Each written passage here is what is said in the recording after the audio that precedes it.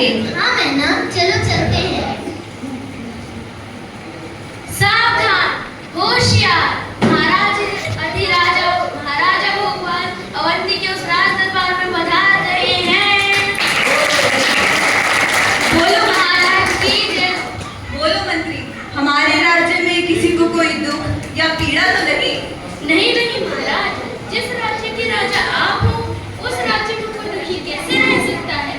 हमारी दोनों पुत्रियां कहाँ हैं? वो देखिए, दोनों पुत्रियां चली आ रही हैं। प्रणाम पिताजी। कहाँ से आ रही हैं हमारी दोनों पुत्रियां? पिताजी, हम जिन मंदिर के दर्शन करके आ रहे हैं। अति उत्तम।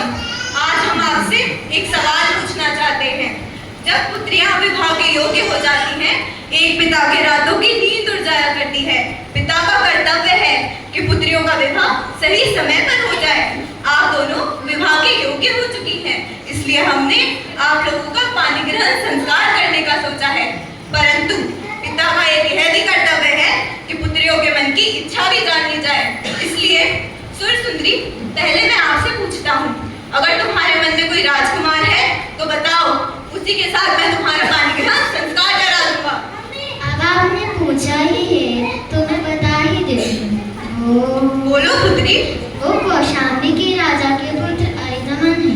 वाह पुत्री वाह, हम शीघ्र ही संदेश भिजवाते हैं। पुत्री मैना, सुरसुंदरी ने तो अपने मन की इच्छा हमें बता दी। अब हम तुमसे पूछना चाहते हैं, अगर तुम्हारे मन में भी कोई राजकुमार है तो निसंकोच बता सकती हो। नहीं पिताजी, क्षमा करें, परंतु हमारा धर्म, हमारी संस्कृति हमें ये आज्ञा नहीं देती कि माता पिता के रहते हुए कोई पुत्री अपने वर का स्वयं चुनाव करे। मैं कुछ समझा नहीं पुत्री। पिताजी, ऐसे विवाह कभी सफल नहीं होते।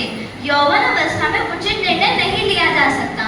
जितना अनुभव पिता को होता है उतना मुझे कहाँ। मैं तो बस ये जानती हूँ कि माता पिता जो भी वर मेरे लिए चुनेंगे वही मेरे लिए सुयोग्य वर होगा।